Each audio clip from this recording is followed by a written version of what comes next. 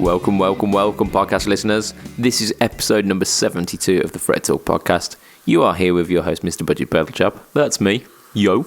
You are here with Mr. Matt Quine. Say hi, Matt. Hi, Matt. And you are here with Mr. Ayrton Tracy. Yo. Hiya. Welcome back, bud.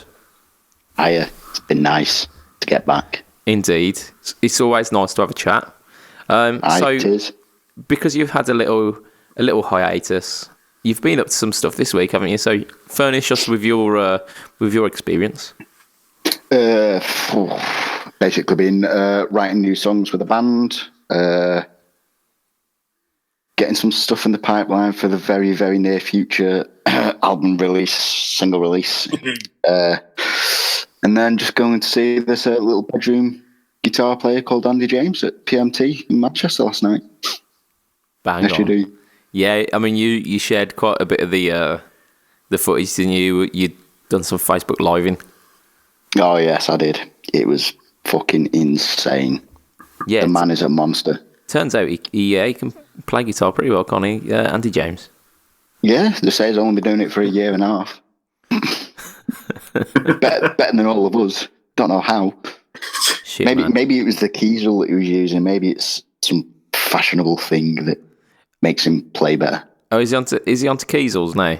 Yeah, he's been on Kiesel since January, and we got some very, very secretive news about him and Kiesel. Is that stuff that we can release on the cast, or is that No, hush? that's a hush hush until now. Okay. That's That's all I'm saying. yeah. I think it's enough. But to be it didn't honest. come from me, because Andy will kill me. That's it. Nudge, nudge, wink, wink. Yeah, because before that he was a ESP artist, wasn't he? Yes, he was. And yeah, I mean, he's ripped a fair few ESPs in his time. Oh, yes, and he told us the whole fucking story of why he left, and it's fucking great. Shit, man. Yeah, it was great. But yeah, he was using a Boss Katana artist and the Waza SD1 and a noise gate, and that was it. Shit, man. Like, that was an And absolutely massive tone considering... That's what. Oh, yeah, I mean, I'm still It not was convinced stupid. with the katanas, but maybe I need to just... I mean, I'm not going to lie, after last night, I'm thinking about getting one and putting it into a 2x12 or my 4x12 and gigging with it. Yeah. It was that good. Shit, man. That's Like, I'd happily sell my GT100. that's changing the game there, that isn't it? Yeah, big time. But that being said, I mean, there's a little bit more from Boss this week, isn't there? But we will save that for our Newsingtons. So yeah, I mean, Andy James, that takes me back to like early days of the internet. That does, like early days of YouTube, should I say? Early days of the yes. internet. That's just like With a good waiting old an Lick hour. library. Yeah, Lick Library. That's it. Yeah. So yeah. And yeah, like you say, he was pretty much ESP stuff. He'd play like Eclipses and like the kind of super stratty style one, which are Yeah, his Horizons. signature as Yeah. his own signature as well that he had. Oh, I didn't know that he ended up having a signature. Yeah, But he did stuff with Black Star as well in the early days. he went. Yeah, he was. I think he had a bit of a run with PV at one point. Then he went to Black Star, and now he's with Temper and Axe Effects, if I remember rightly. Okay. But he was just doing 2 dates. He did the Boiler Room, Guildford, Yeah. or was it Brighton or whatever, and then PMT Manchester, and they were the only two with Boss. Fair play. Fair enough. You seem to get some decent tones out of those bosses as well. Yeah, no, no, me, I'll do it, and it'll just sound like shit. I mean, we've had like enough people telling us that these katanas are legit. I mean, Guitar Geek, he's a big fan of the katanas, and I'm like, yeah, I trust your ears. You are legit, but I can't quite bring myself to do it. but just the more and more I hear about them, it's like, oh, I probably should. Yeah. At least try one out in a store. Well, I got to try one at the Birmingham Guitar Show when they were kind of premiering the artist, and it didn't impress me. But that's because I was going like through the headphones in a pretty noisy environment. So Yeah, you can't really test an amp through headphones, can you? yeah, I mean it's probably unfair that I've kind of based all my judgment since on that. Yeah, just a little bit. Like, I mean, all my judgment is through listening to things on YouTube, and like, I just wouldn't ever consider saying that it's either good or not, just because I've never actually heard it. I've heard what YouTube puts out after its compression through some headphones. Oh, YouTube, man, YouTube is it's Not as bad as Facebook for compression. yeah, but it's like Hell. it is the enemy of good tone, isn't it? Like YouTube and Facebook compression. Yeah. Just I don't know what the compression is like on Instagram. I've never really used it. It's bad. It's up there, I think. Yeah, I mean the stuff that I upload to Instagram doesn't tend to sound too terrible. But then again, like I'm listening to stuff that's recorded through a phone microphone through my phone speakers. So Yeah, so It sounds all right at the time. yeah, it's like if you really squinted your ears of like a photocopy of your tone. right, okay. But it's it is what it is, isn't it? So I mean, I told you guys before we started that I hadn't really been up to much, but I've actually remembered a little bit more about what I've actually done. So this week, I whipped out my thin line telly. Not where I thought you were going. Hey, it's still a good piece of wood, though. That's it. Had a decent piece of wood between me fingers. So yeah, pulled out the thin line telly just because it's been a while, and if you don't play these things for so long, you have to sell them, don't you, Matt? Yeah, you do. So yeah, I pulled out the thin line telly, and as per usual, it's a banging guitar. I keep thinking, oh, maybe this is one that I'll get rid of because I don't play it all that often. And then I played it, and it's like, nah, I'm not getting rid of this. Bridge pickup is it's some kind of Fletcher pickup. I don't know what the fuck it is because he never really told me. But it's just like, yeah, this You do is one of your stick something in that. yeah. There's an hole. Stick it in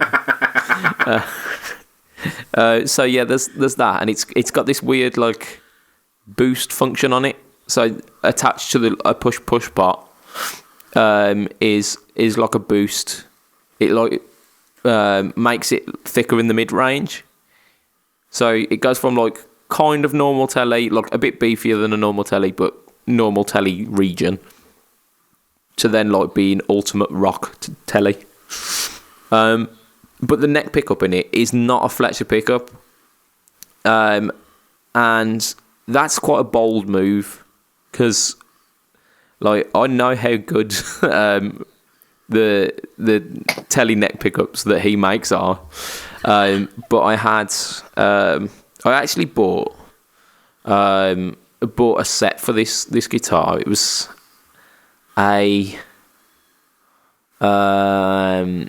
so it was a Tone Rider Vintage Plus neck pickup because I had a classic Vibe telly, and that neck pickup actually really impressed me. And playing this thin line since, it still impresses me. So it's actually a banging pickup if I'm saying that when it's next to a Fletcher. But the other pickup that I bought for it as well was like this. It was an Axis R Rust pickup, but it was like a dual blade humbucker, and I never did end up installing that in anything because it was around that time that I found Fletcher's pickups, and yeah, you can't beat a good, decent telly bridge pickup. So I've been playing that this week. out of all my guitars as well, it is potentially the most sexy looking.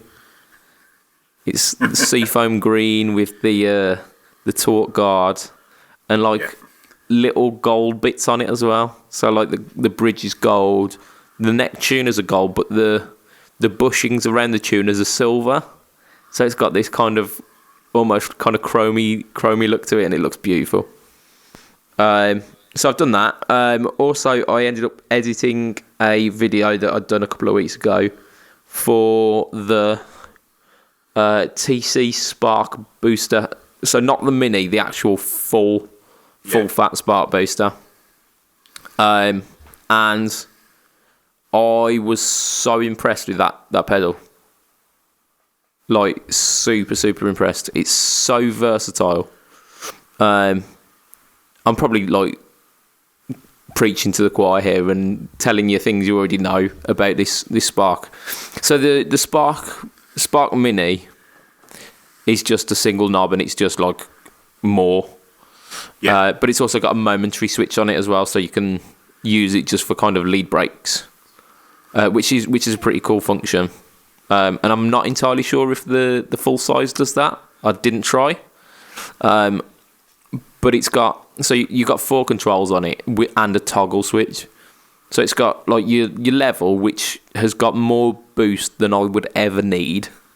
Literally more than, I got it up to about like 2.5. And I was having to give up there because it was boosting too much. Yeah. But it's also got like a gain function as well, so you can add a bit of grit to your boost if you want. And with the toggle switch as well, the toggle switch is like a kind of mid shift. So you've got, I think it was like fat, clean, and mid. So like fat was like a lower mid kind of hump. Mid was like a upper mid hump, and then clean was as flat as possible. And it's got bass and treble control as per like the Mojo and the Dark Matter. And pretty much with those 3 controls, I think if you set it to the fat mode and like dip the bass and up the treble, you can use it pretty much as a tube screamer. So that was, I mean, like an unexpected result. But yeah, I mean, it was so versatile. I mean, you could get those like drivey tones, and you can get like, if you wanted just your tone but louder, you just put it in the clean mode and then up it as well, up the level while riding the gain at the lowest points. It impressed me so much. But it's not the only thing that I've done with the Spark booster as well. So within the next couple of weeks, I think I'll be bringing something out showing exactly how to use a boost pedal, which some people still get wrong, and I don't understand how they do it. Do you not just stick it after your drives and turn up the volume? Well, yeah. Or is that, am I one of the people using it wrong? No. I mean, it depends what you're using it for, to be honest. But it shows you like the difference of like where you place your booster, how like what it does to your tone. Yeah. Okay. But yeah, it's a really interesting video, and it's I got to play a lot of guitar for that one, so I like that as well. Just a question. You mentioned that the Spark Mini has the momentary switch. Yeah. Is that where you can press the pedal down, and for as long as your foot is on it, it's engaged, and then when you take your foot off, it stops going? Yeah. Who stands still when they're playing lead? I think it's only for when you're doing like little lead breaks, kind of between verse bits. Because if you want like a sustained volume, you just tap it and then it goes on. And I understand. But yeah, it's just for those like kind of little lead breaks and little licks between vocal bits, I guess. Yeah, and I suppose like Ayrton plays something a lot more like I don't play anything technical even when I'm playing lead. I'm very, very basic shapes, just drawn out, so that there's no like I don't have to think when I play leads. So yeah, I kind of get that if you're playing something that you actually have to get right and play proficiently, then maybe you would have to stand still rather than like bounce off the bassist. Yeah. I mean, the bassist usually bounces off me at the inconvenient times and fucks me up anyway. Yeah, I mean, just you mentioning the basic shapes, it just reminded me of a little thing that I did on Twitter, not Twitter, the other one, Instagram, a couple of days ago. So I posted up a chord that I was playing because like one of our friends asked us how to play this certain chord, and I showed him. I thought, I'll put this up as like a little challenge for like my Instagram followers. So I put it up and it just says, name this chord. And there was some hilarious ones. Someone called it Brian, I think. That's generally what I do. When people say name this chord, I will always just put a name down, generally Bob, because it's short. Name this chord. Yeah. But I had a couple of guys who were bitching about like, that's not a really good voicing for that chord. Like, fuck off. Just seriously, go fuck yourself. Like, because it was a 13th chord, and no fucker wants to play them anyway. Is this the C-add 913 chord? Yeah. Well, it's just a C13, like a C13. Yeah, but yeah, it's the chord's made up of like root, major third, dom 7, so flat 7, 9, and then 13. So you can like it was like a C11 to C13 kind of as a passing chord, and they were like, it's you've got too many thirds, and I'm like, I got one fucking third. Shut up. So yeah. So what you're saying is sometimes people on the internet are dicks. Yeah, and it's not something that I've got on Instagram before, and it's not that they're being dicks per se. It's just. I bet the budget pedal chaps fucking asked them to go like, just do this for me. Just do this. Give us some hate. So yeah, I mean, I'm just being a grumpy old man on Instagram today, pretty much. Yeah, it's nowhere near fucking the Guitar Geeks shit. Some of the stuff that he gets, no. I haven't checked his stuff out in a while. I've got to get back on that. Yeah, it's been a bit quieter over there recently, but because he's doing a load of videos for his new company, isn't he? Yeah. Right, Matt, you've done some stuff this week, haven't you? I have. So I kind of need to mention the thing that I was going to mention last week, but we ran out of time for. So I put together the mini board, but there's still a couple of spaces because you've still got the Hello Sailor and the Afterglow. Yeah. So I put together the rest of them and put a longer patch lead in, so there's a big gap in the middle. So I've got my tuner, I've got my Nether Overdrive, Nether Octave. Yeah. I've then got the channel switch for the Hayden, which turns on the Mofo, which is like a preamp boost, I believe. Yeah. And then there's a gap for where the Hello Sailor is going to go, then the Afterglow, and then right at the end I've put the reverb in. The reverb, I misunderstood how it was, so it is just a normal boost. So the second switch is just like a boost, a single knob boost pedal. It's basically the one knob boost that you built for me, just on the side of the reverb pedal. Yeah.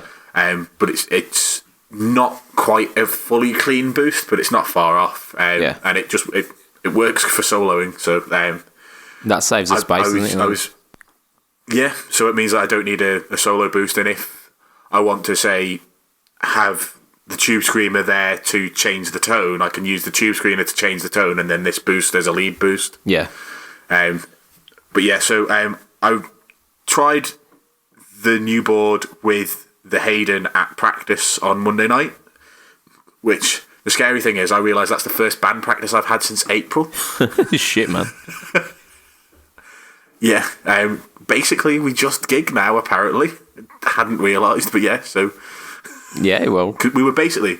It's coming up to Christmas, so we're gonna have to, because we played company Christmas dues. We kind of have to do a Christmas song, yeah. and because I haven't played it since last year, we had to make sure that we could run over "Merry Christmas, Everybody" by Slade. Oh, what a tune, mate. What a tune. So despite the fact that I'm not the biggest Christmas person, I was playing Christmas songs in November. So I had Personally, to beat myself. I think you should do the Die Hard theme tune. Oh, yes. I was going to say, like, Matt doing the Mariah Carey, because, I mean, when he dressed as Nate Strauss, it was doing some funny things to him. Yes. I haven't got the hair anymore. It's all right, you can wear a wig. I won't mind. Yeah, wigs are great. If you want, Matt, I think I've still got my hair that I cut off the other day. I can send it to you. I'm good, thank you. No. So we do "Merry Christmas, Everybody," and then we put some other songs. But basically, I played the Hayden. I'm sold on having an amp drive rather than pedal drive. Like, as good as pedal drive is, there's something about amp drive when you're playing in a live situation. Like, this was only a practice room. There was nobody else in it, so like it's not quite the situation that you'd be in when you play in a gig, but it's the closest you're going to get without gigging. We were pretty much at gig volume, and yeah, I need to have that in my life. Well, I've never played with a driven amp before, like live at live volumes. It's always been clean amp and pedal. so, you know that broadside that you've got? Yeah, That's going to be an absolute delight, mate. It's going to be an absolute delight. You are going to love that. I really think I am. So, did you try it as the take the gain down version?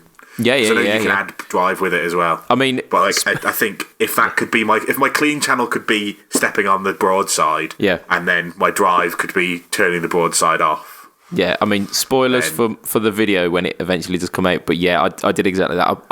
I ran the pedal into my HT5, which was kind of driven like most of the way. And the Tube Screamer just tightened everything up and made it just like pushing it into like hot rodded mode. And then the broadside just gave me a clean channel essentially. If it works, like if I can get that to work, that's just gonna I'm not saying it will take over from my AC15, because for a lot of the gigs we do, I'm gonna need more pedals than I can physically fit on the small board. And I did run the big board at practice as well, because I don't yet have the chorus and I need that, and I didn't have anything to change the tone of the drive and I needed that as well. So I ran the small board into the big board. So I had two boards of practice. Mega board. It's just, well, I needed the things and I'm missing some off my little board, so I thought, well, let's combine the two. Why not? What's the worst that can happen? And the answer is there's nothing's the worst that can happen. It's just amazing. Yeah, that it is the best things that happen. The only issue is, because I had to put the small board in front of the big board because there's only so much room. Yeah. Getting to my drive pedals, instead of them being in the front row, they were then the second row. Ugh. And it was like stepping over things to try and hit my hot cake. And fucking hell, how did you manage? I mean, these problems. Yeah. And then we'd done a stupid thing where in our group chat, we said, right, let's pick some songs to learn that are going to go down well at corporate functions, you know, something that's going to get all ages up and dancing. Yeah. And I stupidly said, let's pick an easy Beatles song. Smack my bitch up. Let's do Twist and Shout. Oh, what a tune. So I went, it sounds, in my head, I haven't heard it for a while, it's relatively easy, without realising that there's 4 vocal harmonies for the entire song. So I have to play the, like, do-do-do-ding-ding-ding-ding, and sing at the same time, and I'm not really that capable of doing that. Do you have to join in with the vocal Dom 7 chord as well? Yes, but I've taken the root note and I'm sticking to the root. Yeah, so I'm taking the first one, and it's the lowest one, and I don't have to do any harmonising. And as soon as everyone else comes in, I'm going to stick my fingers in my ears, because if anybody else comes in, my natural reaction is right. Just match to that. Yeah. So straight. No, God damn it. Yeah. So yeah, I'm starting off with the A, and then leaving the rest of them to sort out that. It's always a good place to start with the A, isn't it? That's not going in the set for Friday, because we ran it like 6 or 7 times, and there's so many different things in that. Like, you don't realise how many different sections there are in that song, and like all the different vocal harmonies. And I mean, I'm always telling people that the Beatles were actually really good. No, it doesn't. Go on. We do. What was the first single off that album? The rock and roll song. Baby, won't you touch my balls? No. No. It's no. Oh my God, what is it? I can't even remember what the album is now. It's their very first album. It was their me. No. What else is on that? No, it's something really popular that's rock and rolly, and I can't remember what it is now. If you really love me, I'll put it up your bum. No, we do Johnny Be Good as well, but that's not the Beatles. Oh my God. Well, whatever it is, like, it's a simple rock and roll song. Yeah. And like they, all right, okay, it's like in E. It's basically E12 bar, but they have a C7 in there instead of a B7 at a couple of points, just to make it a bit confusing. You crazy Beatles, you crazy. But yeah, it's basically, just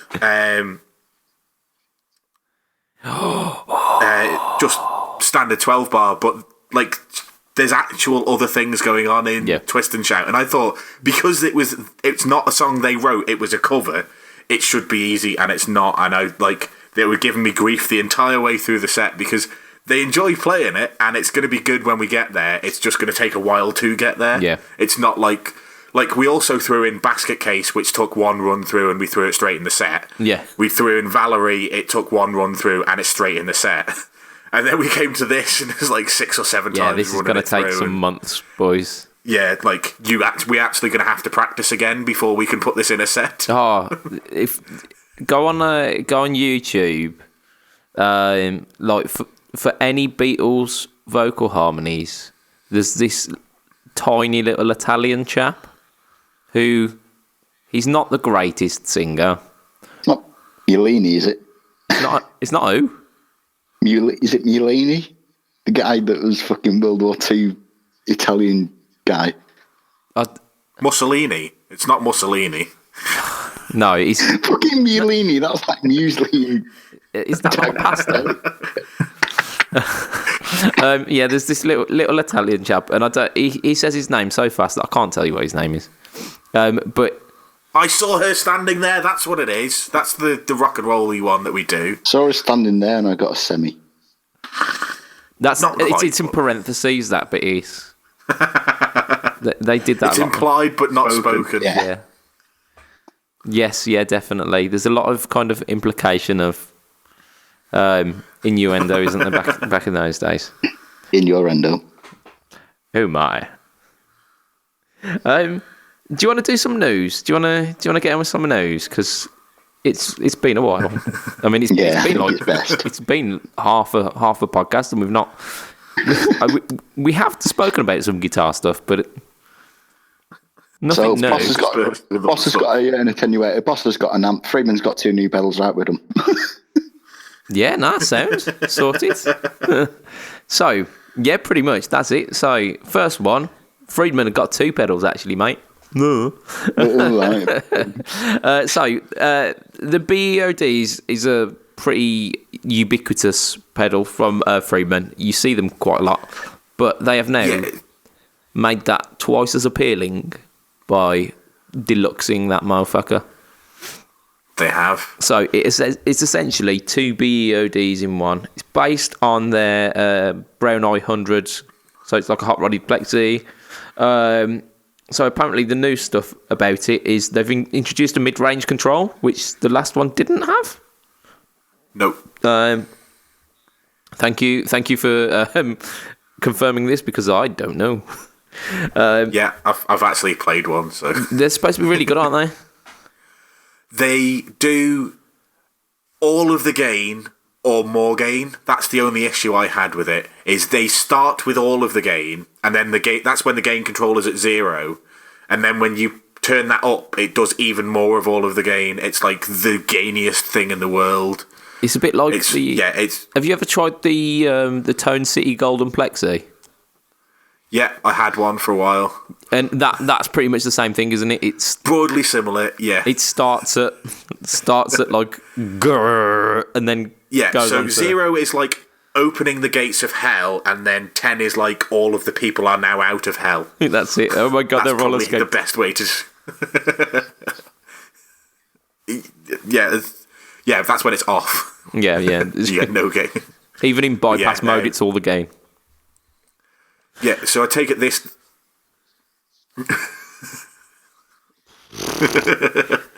So this deluxe one is 2 of them, but they've both got a mid control. They've both got a mid control. They've got a presence switch as well. Complaint. So exactly. So it's basically you're getting like a full range EQ control. So what I'd assume, if they are gainy as fuck, you'll set them both in 2 different ways and use them as like an AB rather than stacking them. Or you might just want to stack them and just go brutal. I mean, if you... I think Friedman heard about the Wazzers and went, oh shit, we need to do this before the Metal Zone comes out. But, I mean, the single one is basically better than a Metal Zone anyway. Well, yeah, it's not hard, is it? Yeah, I've played the fair few pedals that are better than a Metal Zone. I mean, my Behringer tuner was technically better than a Metal Zone. I mean, I would argue that maybe it's as good as a Metal Zone in that it functions. That's it. It switches and on. Does what you think it's gonna do. Yeah, broadly Which speaking. is the same as what. Well, a Metal Zone, broadly speaking, does what you think it's gonna do. Yeah, gives you disappointment. lots of drive. Yeah. It's a disappointment in a box. It's like when you open a present up at Christmas and it's socks and underwear.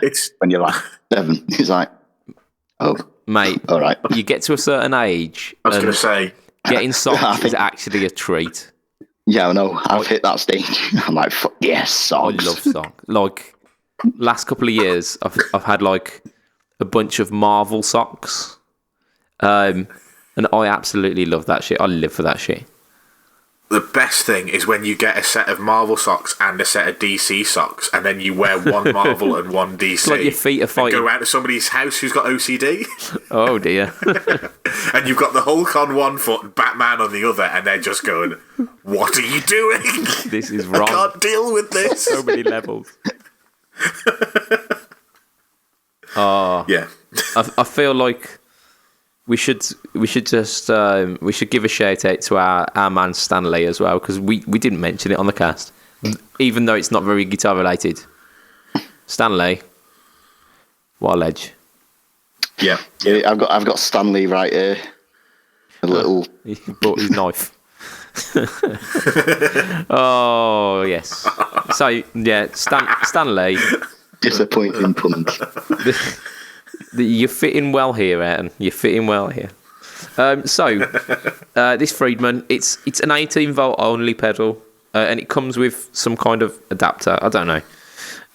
It's got presence switches, which I believe the original did. It's got a tight switch, which is on a toggle. 269 quid. Sorry, $269. Considering that's... So probably 269 quid. Yeah, but considering that's 2 BOD pedals in one, that don't sound too bad.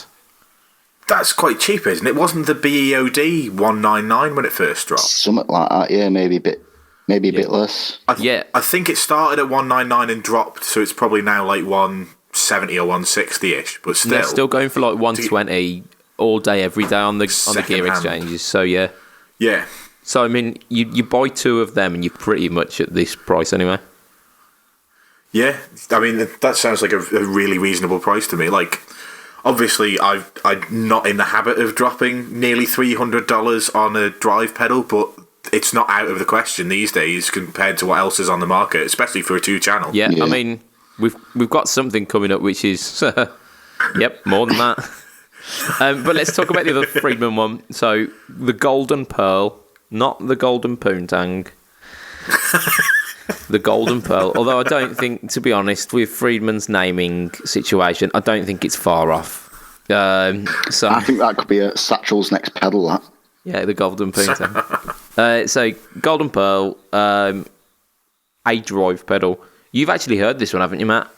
Because I have. So yeah, this is like a better version of a lighter drive from Friedman. So they did the Mini Shirley pedal or the Dirty Shirley pedal. Okay, yeah. About this time last year. Yeah. And it was awful.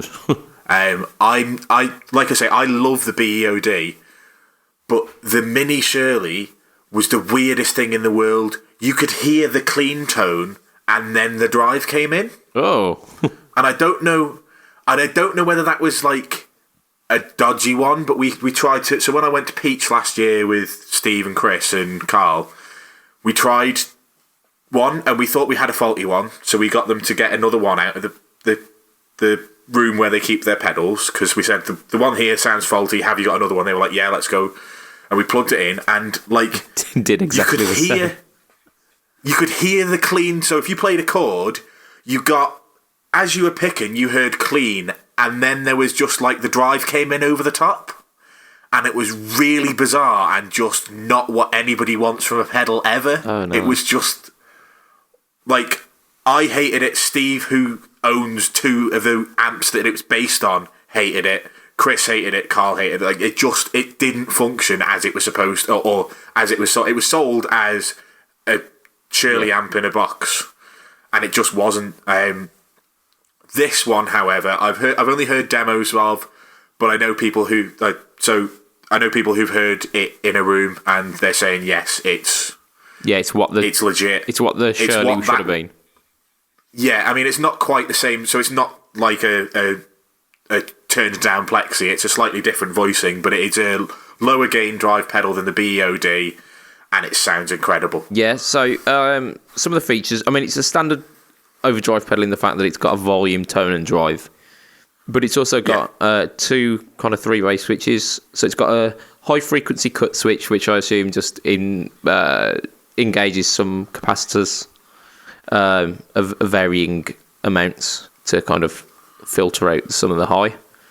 But it's also got a tri mode, which does different types of clipping. So we've got an LED acting as your diode, some form of diode, and then taking out the clipping diode completely as well. So like 3 potential different voices for the gain structure on it as well. Yeah. Coming in at 169. It's 9 to 18 volts as well, so you got like bedroom or headroom. I love that phrase. Yeah. Fair, yeah, I mean, it seems legit. I'd be happy to give one a look. I'd try it if I didn't already have too many drive pedals. Well, that's the problem, isn't it? By this point in anyone's life, they've probably got enough drive. I mean, like, I'm just thinking. There's 3 on my main board. There's the double pedal that I'm waiting for to put on my mini board, and I've got 4 sat in the corner over there. Yeah, and don't forget, got to be a golden. And I'm meant to be the metal player here, not you, Matt. Yeah, mine are all mostly lightisher drives. But if you put them all on together, it becomes a metal zone. Well, I like stacking the OCD into the hotcake, and then if I want to play any harmonics of any sort, I'll stick the Tube Screamer on as well, and it just kind of saturates. With each harmonic, a little fucking fucking Metal Zone pops out the speakers. Just Yeah, I mean, basically, if anybody else wants to play pinched harmonics, they actually play a pinched harmonic. I just hit the tube screamer and the guitar does it for me. So let's veer off drive pedals for a bit. Chase Bliss, a pedal company that I don't think we've ever mentioned on this cast before. They're pretty much renowned for analog circuitry, but with digital switching. They call it digital brain, analog heart, I think is their slogan. However, this new pedal that they've got is a reverb. I have heard of this, actually. You have. It's called the Dark World, and it is I thought that was a Thor film. It is, yeah. It is. So Dark World is the second Thor film, and I think. Yeah, because it's the one with the nether in it. Yeah, that's the second one. It is. I'd say it's probably the worst one out of the lot. No comment. Yeah, it's probably not the best. I mean, it's not Ragnarok, which was absolutely hilarious and fucking awesome. Yeah. Ragnarok was one is better than Ragnarok, though, because Ragnarok was too much trying to be the Guardians of the Galaxy. Yeah, I liked it. I just the fact that it had a giant rock monster called Korg. So, but yeah, so Chase Bliss, Dark World, little bit of an embargo break on this one. I'm not entirely sure we can mention who did it, but kind of. It was Dewan. Yeah. Dewan Alderete. Yeah. Tay. So. Alderete. Allegedly, Dewan. apparently, maybe. This was the embargo was broken by one person. So yeah, but yeah, it's a 2-channel reverb pedal. So you've got the dark channel and the world side of the pedal, and both of these, because Chase Bliss are not really a kind of a programmy company. They enlisted 2 other people to sort the coding out for them. So Cooper Effects, yep, neither have I. And Keeley, I've heard of him, of Robert Keeley fame and Keeley mods. So the dark channel is Cooper Effects, and the world channel is Keeley programmed. Wait, the 2 channels are called Dark and World. Dark and World, yes.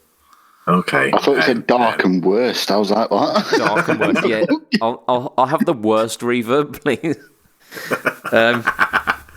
So from what I could tell, you can select plate, hall, and spring reverb types, but then there's also like 3 kind of modifiers on them as well. So you get your regular mode. There's a shimmer mode apparently, and then one which kind of simulates a warbling of a tape.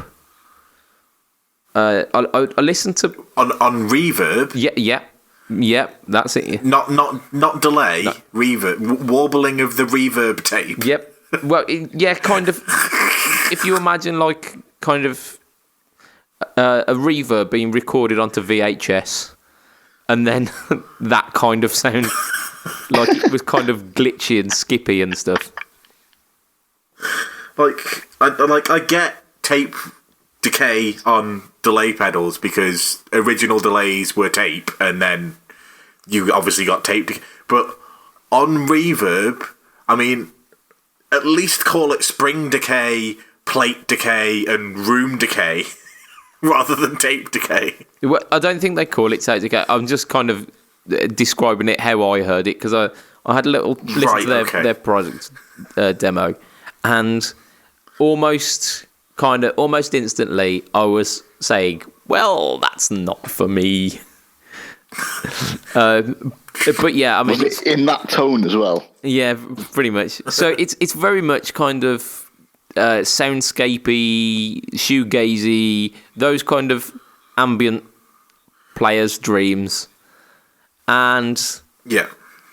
yeah, I'm not doing that. And do you know how you said like earlier, £300 for a pedal? That'd be stupid. I think. I didn't say it would be stupid. I just said I'm not in the habit of dropping £300. Well, that's it. $329 for this one. So.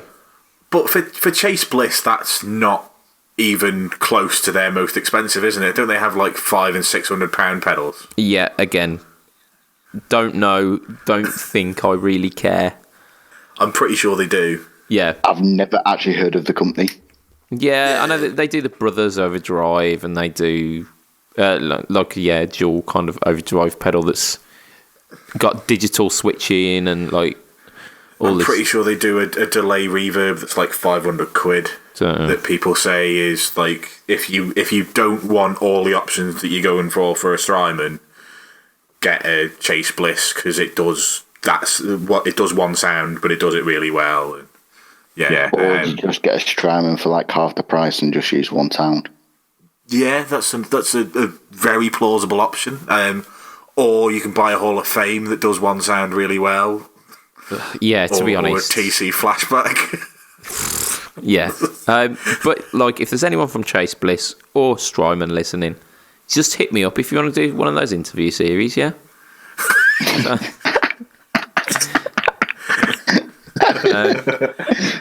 So which one of these Strymons are you getting for under £100 to fit in with your budget pedal chap? You know, I'd happily sell out if they're sending me stuff. So let's move Just put swiftly not so on. in front of all of your handles. Well, so because we've got shitloads of news and we're approaching the hour Razzies. Yeah. So no, it's all good. It's all good. It's just I think we might have to save some of it for next week, and I don't care. That's fine. I think we'll probably wrap our news up with a big boss announcement, which is a product that seemed to be universally loved, but no one knew that they wanted. Yeah. I didn't know I wanted this. Even when I read the first description of it, I was like, I don't care. And then I heard what it actually does. Yeah, And then I was like, I didn't know I needed that, but now I want one. it pretty much grants 3 wishes, doesn't it? It's like a fucking genie. It reminds me really like so much of the ES8 in the fact that no one spoke about loop switchers until Boss released the ES8, and then people were like, "That's a really good idea," and now everyone's got a loop switcher.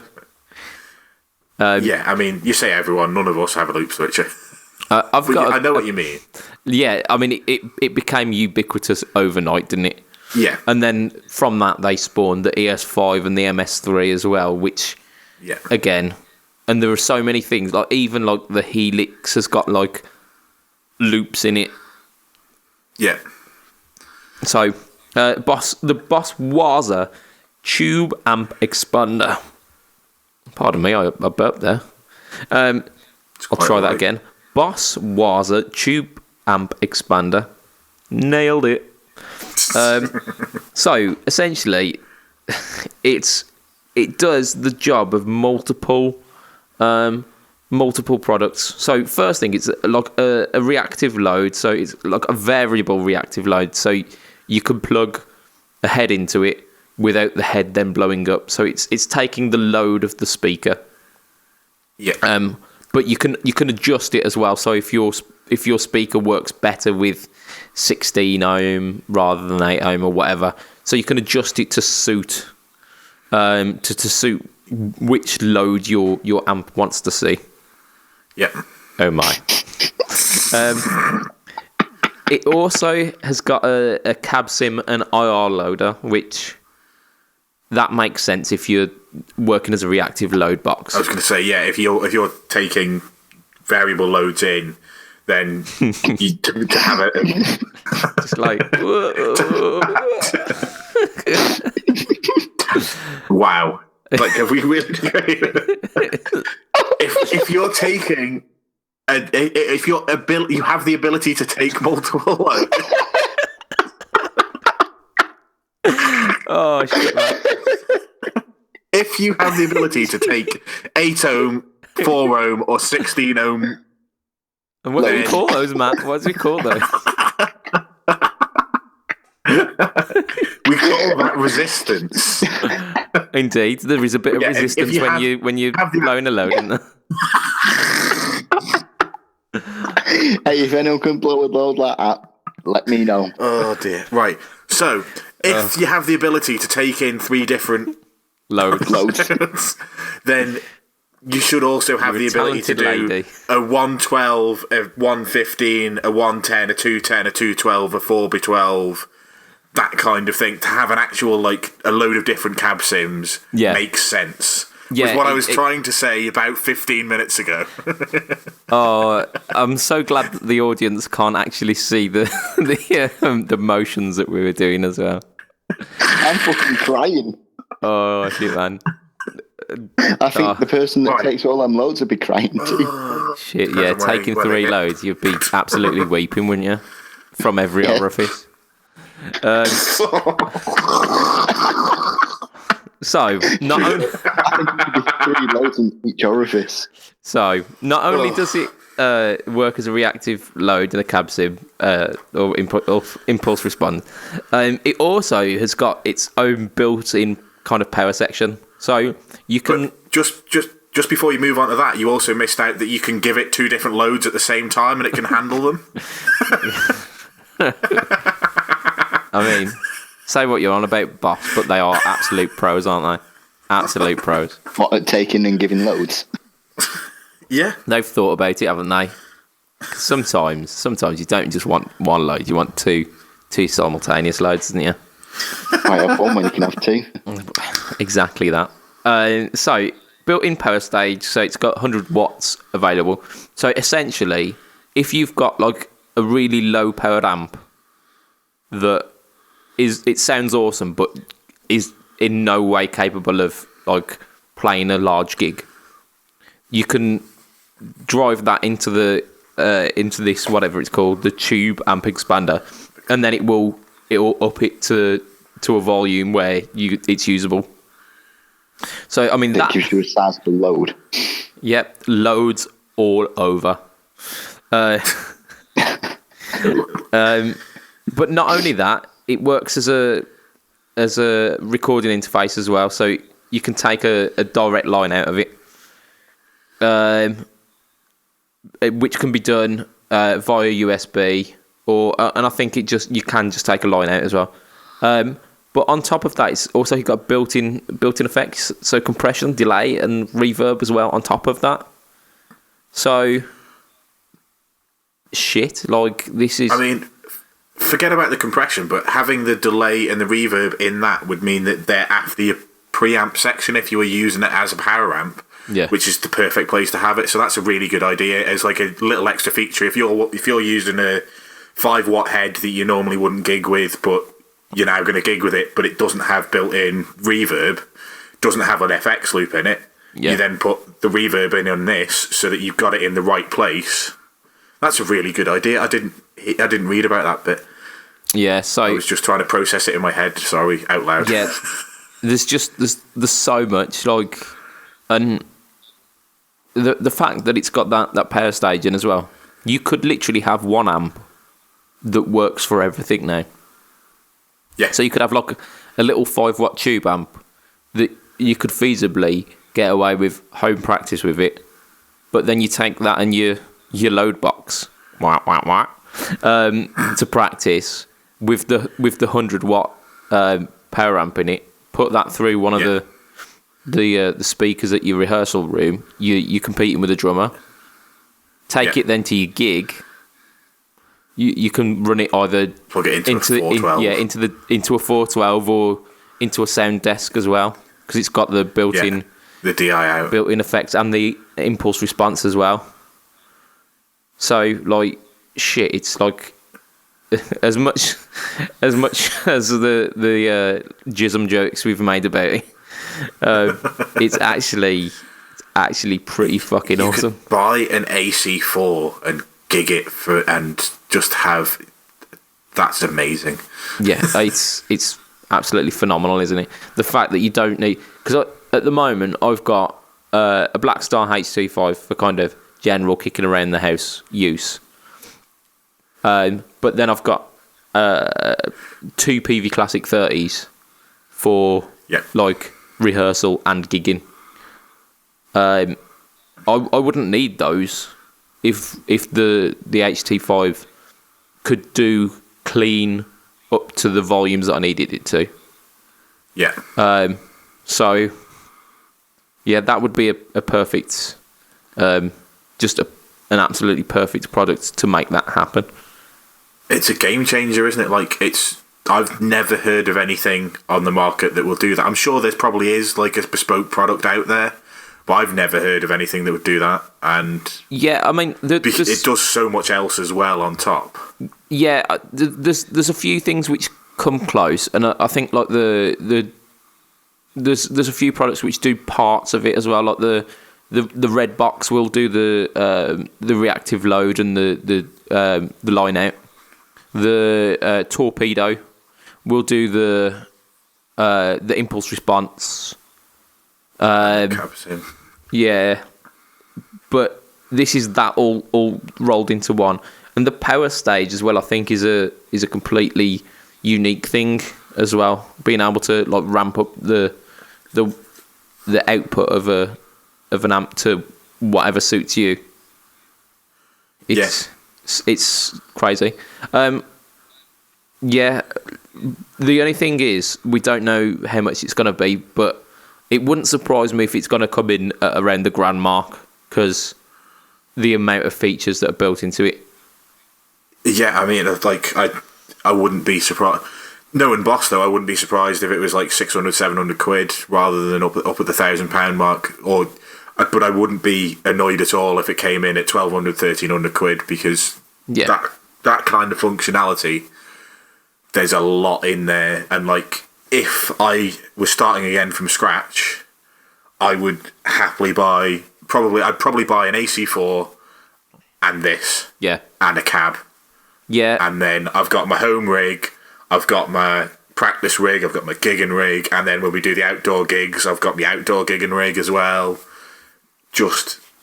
Yeah, and just the look on people's faces when you bring an AC4 and they go, "I ain't gonna do fuck all, is it, mate?" Yeah, and then you blow the roof off Wembley Stadium. That's it. Yeah. I think we're gonna leave the next one for next week. So listeners, the next one. That's it. Remind us about that. The new Boss. Remind us about the next one on the next one. Yeah, the next one on the next one. But we are going to do, because we're pretty much up at the hour. But I'd like to do the questions because I think we can knock those out pretty quick. So we're going to start off with. We can. Get your mind out of the gutter. Just. After me trying to actually say something that was value towards the cast, and you sat there doing this and talking about taking multiple loads. No, I'm not having it. You can get your own mind out of the gutter. Oh shit, man! Podcasting is at fun. least for once, it wasn't me that was doing the dragging us down into the doldrums of smut. Well, I wonder if Top Loader have got a bit of an investment on that. So, Ed, you're gonna give us this this question, aren't you? Because this one comes straight from you. Yeah. So, your ultimate top 3 bands to headline any festival you choose.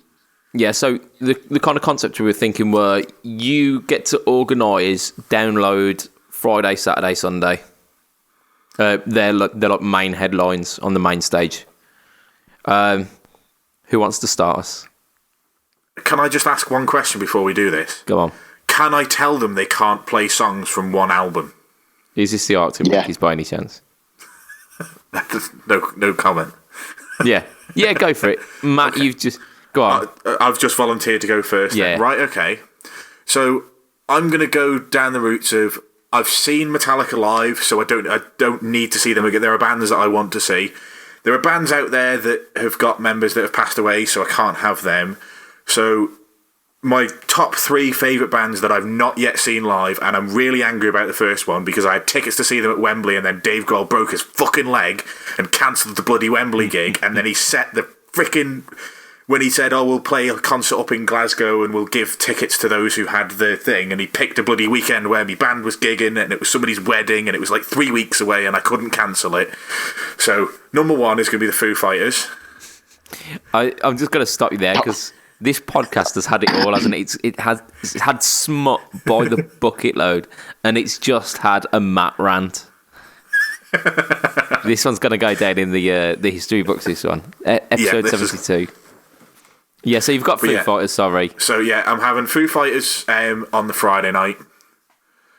I think Saturday night is going to be the Arctic Monkeys, provided they don't play anything from their most recent album. And they don't do what they're doing on the current tour, which is ruining all their other songs by playing them on the piano and turning them into lift music.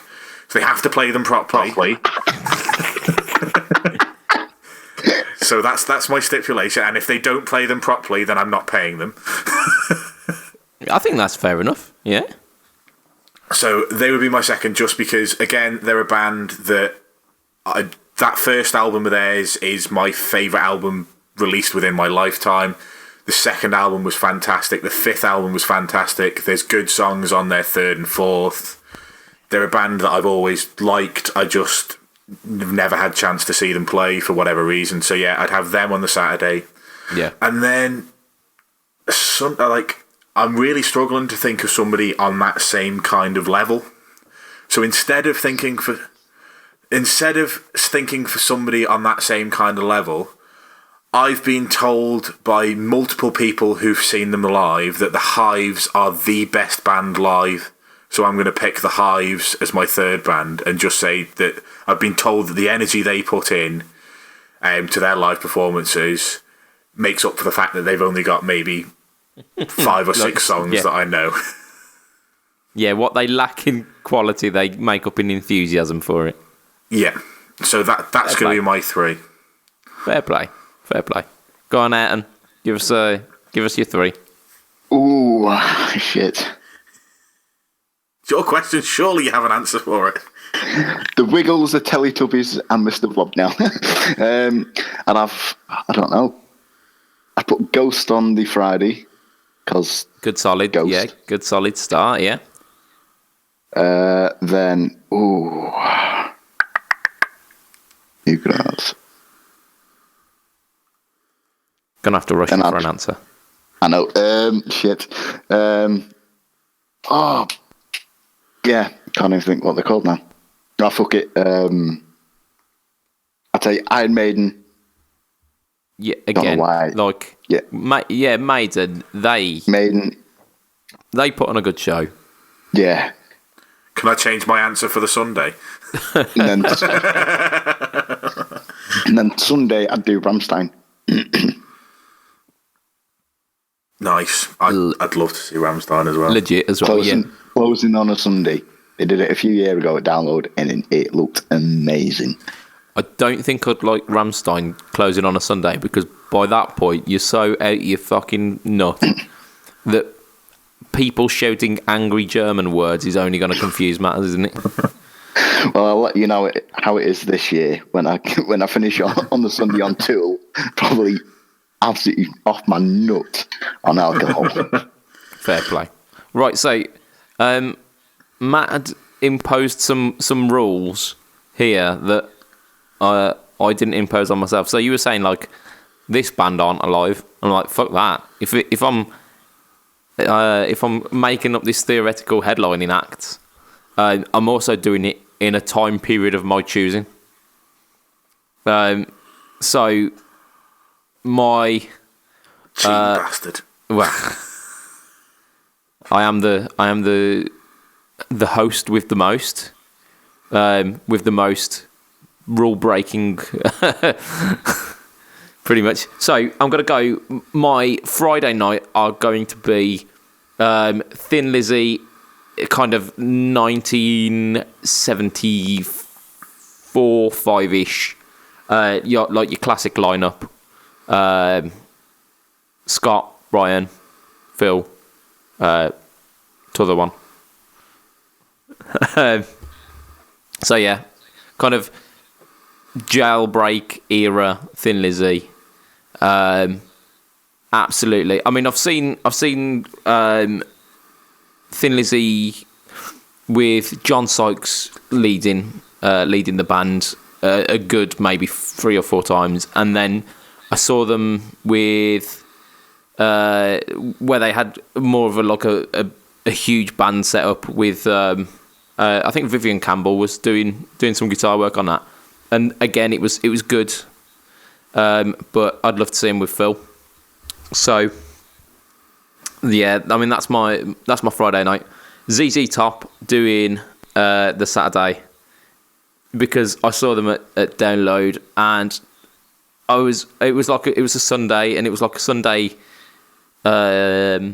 leading up to the night time, and they were it was just absolutely fucking amazing, just kind of chilled out bluesing.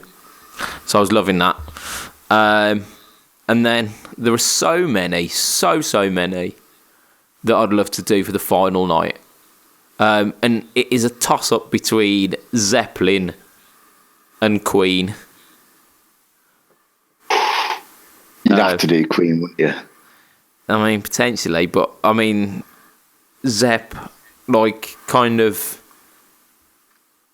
69 maybe, where they were just 69. 69. Yeah. 69 with all these loads, fucking hell. Go on, lads, calm down. Yeah, so like the kind of the early days Zepp, where it was like just raw and like raw loads. Loads of raw entertainment. So yeah, I mean that's my lineup. If I had to do, I mean, honourable mentions go to Motorhead, because they were potentially the best band in terms of energy I've seen live. They were amazing. I will say though, when I saw them in 2011, Lemmy couldn't even tell you the current name of his album that was written behind his head. He was that drunk. Fair play. And this was at 4:15 on a Saturday afternoon in the middle of a festival, and they got up on stage and he went, "This one's from our new album. It's called..." And then he turned around and he just went, just play it. It's one of the funniest things I've ever seen. It's absolutely brilliant, and I just love the man for it. I mean, you wouldn't expect any different from Lemmy, would you? No, not at all. Right, Never slowed down.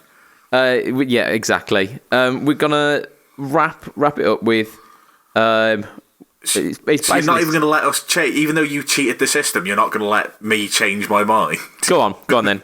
Give me a fantasy. I'm having 71 Zeppelin. I'm having 86 Queen, and I'm having 67 Cream. Oh yes, fuck me. Like, how did I miss Cream? Just Cream probably would have been like second support for Zepp, I reckon. There you go. Nice. So I was the only one who actually kept true to the fucking questions. Yeah. Well, I did the first time round. You didn't specify, so I just assumed I could break the rules of time and space.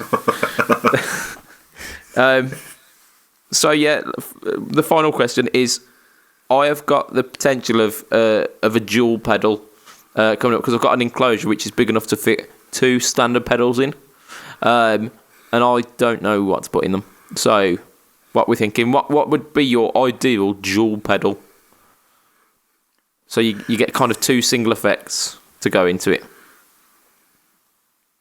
And you go. Go on, Aaron. You know what the stupid answer is going to be, don't you? It's 2 metal zones. I haven't yet. Yeah. Nah. I don't know. Ooh. Shit. An overdrive and a delay. Nice.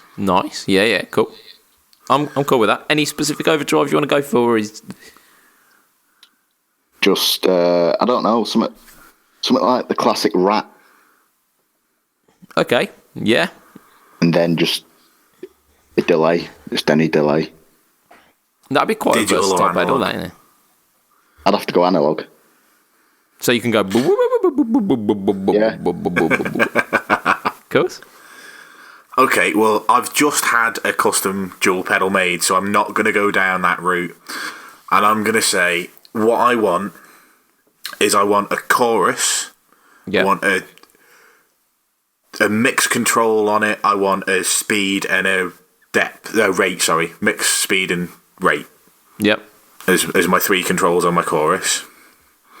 And then, on the other side, I want an octave pedal that has a clean blend, a lower octave, and an upper octave.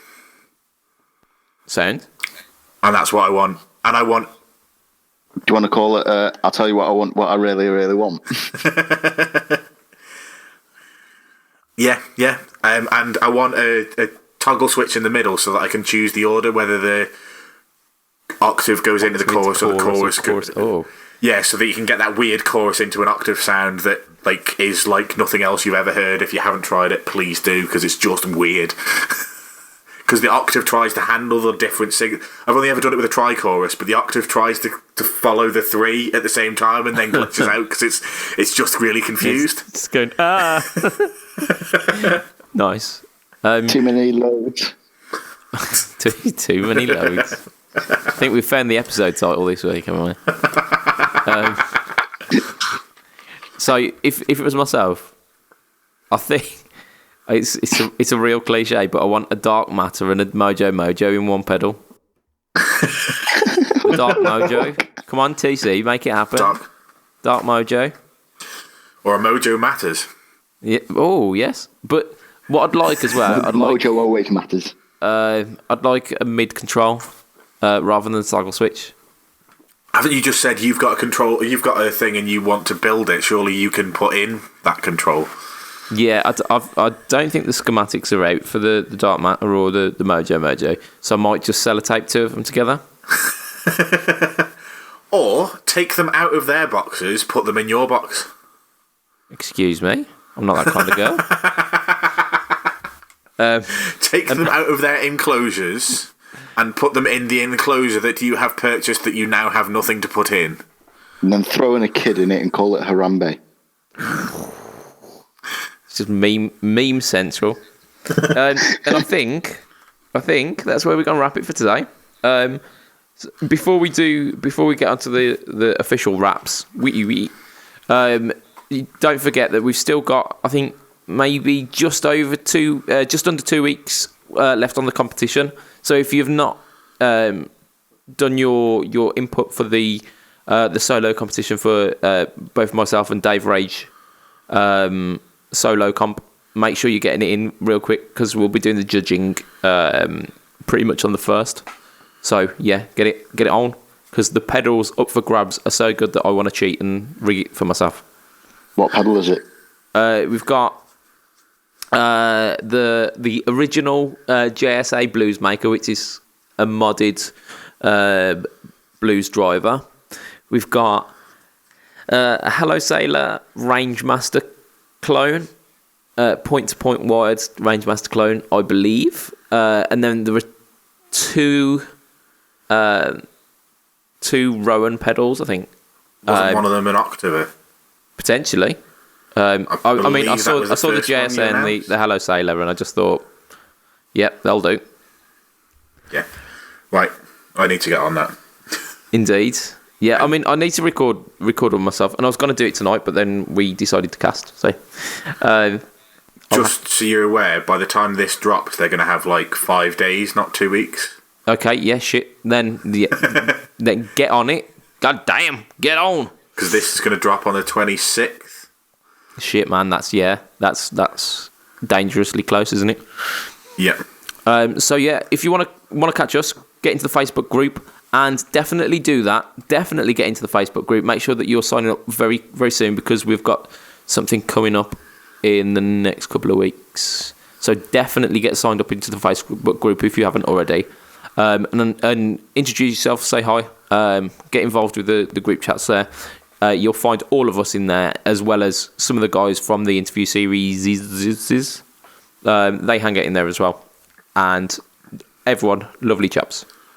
If you want to find me, you go facebook.com/budgetpedalchap, instagram.com/budgetpedalchap, or YouTube and then type in Budget Pedal Chap. And this week, like I've said, is the Spark Boost, the full fat version, not the mini. If you want to find Matt online, he does the Bad Bookers podcast every week-ish. And you can There's also, always a Bad Bookers podcast. It's just sometimes I'm not always there. Indeed. Sometimes it is sans Matt. Sometimes it is Matt. Usually I'm there. Yeah. There you go. Yeah. So like 75% of the time, is it? Yeah, I mean, I try and do it a bit more often, but like some weeks I just don't have time. And if I've only got the time to podcast once, I prefer talking about guitars than wrestling, because guitars always makes me relaxed, whereas wrestling generally I'd get angry at Nia Jax for breaking the internet and ruining our lives. That's it. And I think it's a nice, relaxing way to kind of take a load off, isn't it? The guitar talk.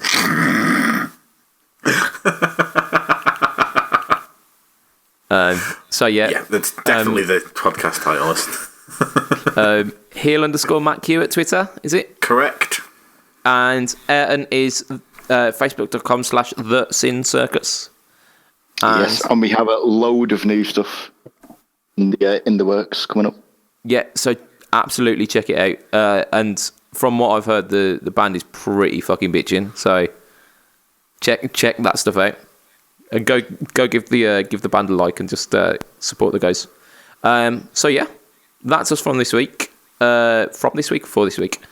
And just thank you so much for listening. From myself, Mr. Budget Pedal Chap, from Mr. Ayrton Tracy, from Mr. Matt Quine. It will be a goodbye and good night for this week. Tatty, bye. Goodbye and good night. Goodbye. Enjoy your roads.